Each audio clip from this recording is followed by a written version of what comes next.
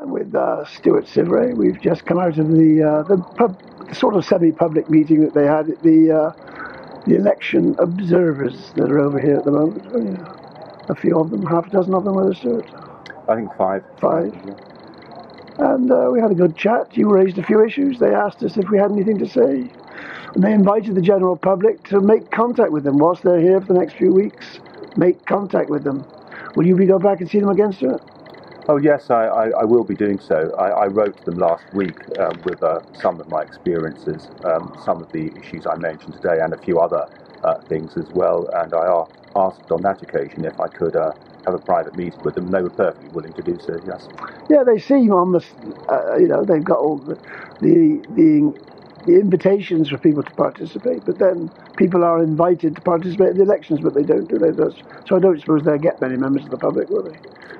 I suspect it's unlikely. If there's any kind of greater swelling of requests to meet with them and things of that nature, it's almost certainly going to be, local agents of the oligarchy in one way or another, encouraged by spin doctors and, Yes, I wonder what they'll get from that response from the establishment. I wonder how much they are arming up, because obviously it's ironic that there has been this great constitutional confrontation this last week or so. So they're obviously G'd up to fight their corner, aren't they, at the moment? The establishment, clearly, I mean, but they always do. I mean, the Jersey mafia is going to, hit the buffers one day. That much is an inevitability, and it's obvious to anyone who's in fact been following closely the constitutional situation and the evolution of politics in Jersey, certainly in the last 2 to 3 decades, certainly the last decade.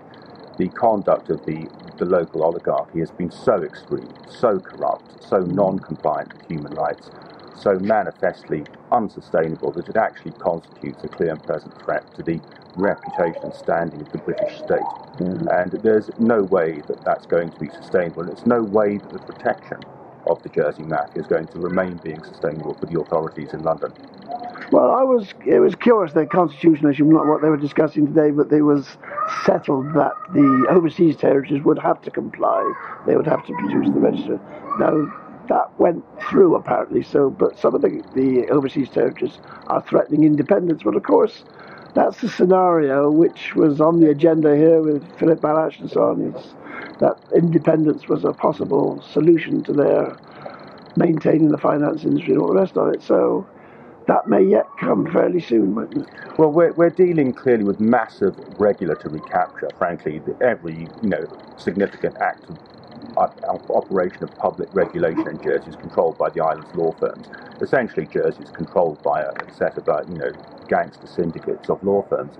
The regulatory capture, of course, which shields the Jersey way, extends very deeply and powerfully into London, of course, and Whitehall. And we saw that, in fact, in the frankly ludicrous and clearly unsustainable decision of the UK authorities to impose this regulatory framework upon the overseas territories, but somehow exclude the Crown dependencies, as though the governments of the overseas territories are going to take that line down. I mean, it's a ridiculous, extraordinary political gymnastics, wasn't it? But it's absolutely clear, and it's true from the most rudimentary study of the constitutional position of the Crown dependencies, that the supposed ground that the UK government actually agreed to exclude the Crown dependencies, that the Crown dependencies were absolutely independent and that the United Kingdom authorities had no power to intervene, is simply untrue. Yeah, every significant document you look at, not least, for example, the 1974 Kilbrandon Commission report, makes it absolutely clear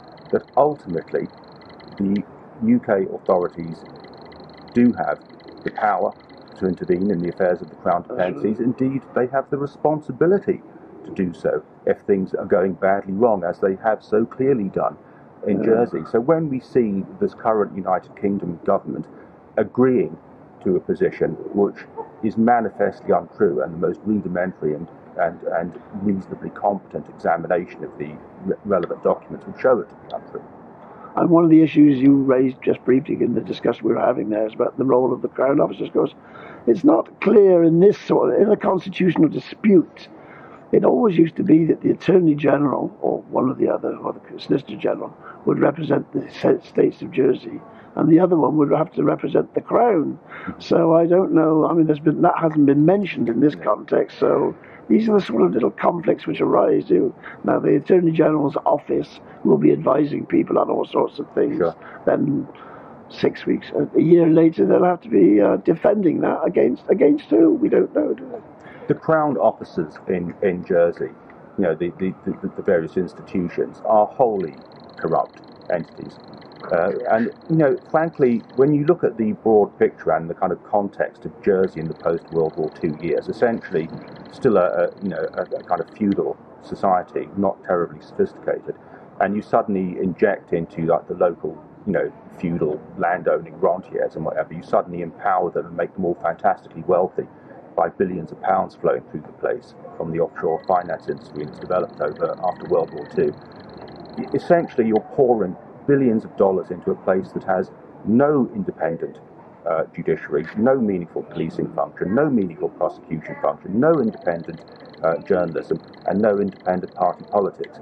So essentially, it would actually be, frankly, quite amazing if, in fact, the Jersey situation had not ended up being as ludicrously corrupt and dangerous and an actual threat to the British Constitution as it is at the moment. It was the ingredients were all there. It was the opportunity for the perfect storm of corruption, and that is what has happened. It's ironic that the independent care inquiry came once they started to look at the system here. They realised what they became known as the Jersey Way was that the core was at the very heart of the problem, and therefore they made conclusions such as the bailiff shouldn't be in the States.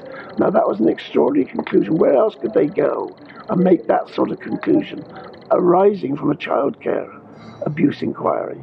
And that was how, but the people here haven't quite grasped it, have they? Mm-hmm. They don't realise that they're saying it's so fundamentally flawed, this system, that things like the bailiff should not be in the States.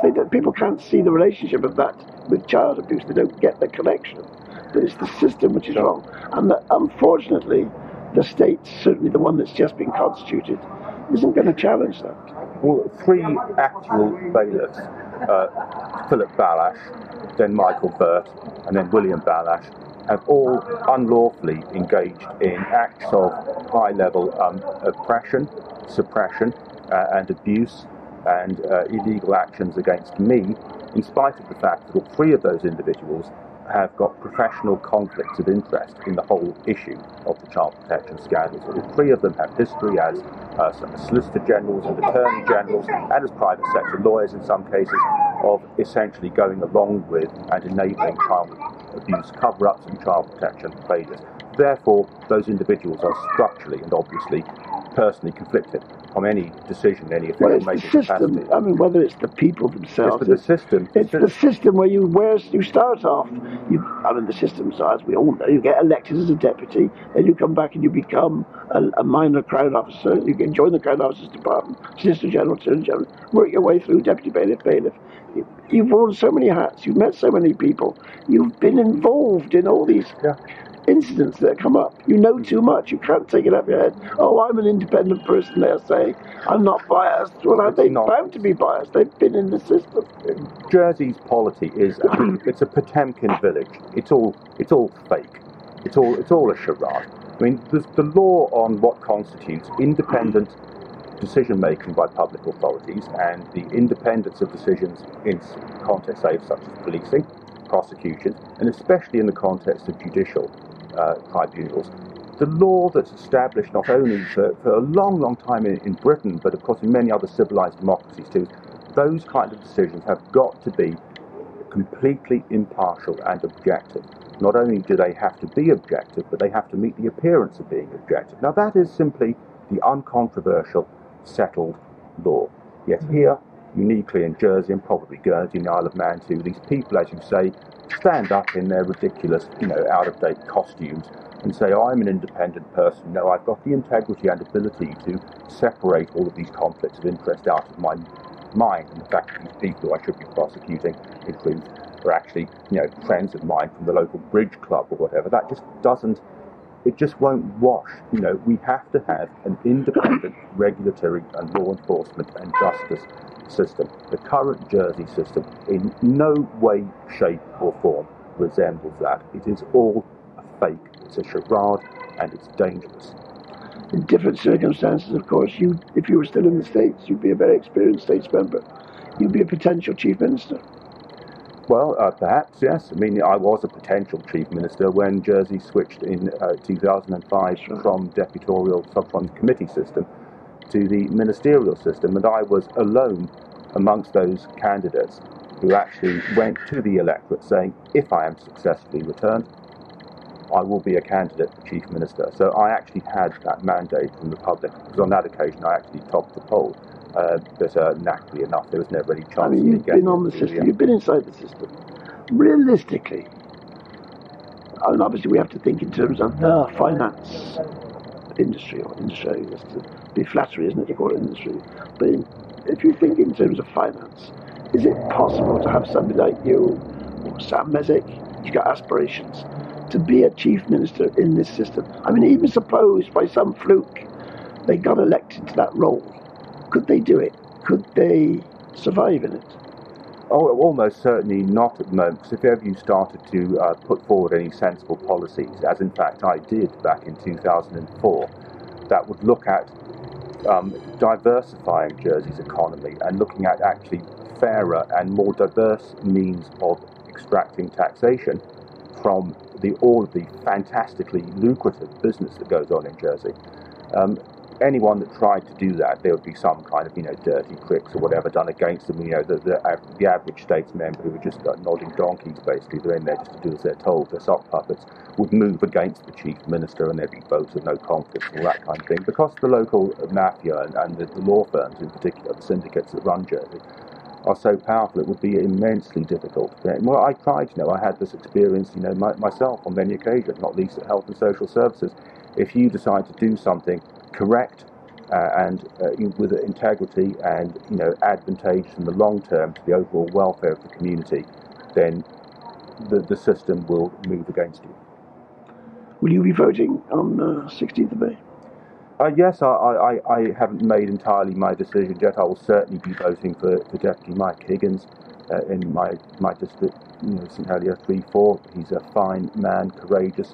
And we see it's frankly embarrassing to Jersey as a polity that there are so few people in the legislature, and most prominently only Mike these days, who actually seriously ask questions and challenge the system and don't just take these vacuous, empty assertions from ministers, and instead he's resolute in trying to dig into the truth. So I'll certainly be voting for Mike Higgins.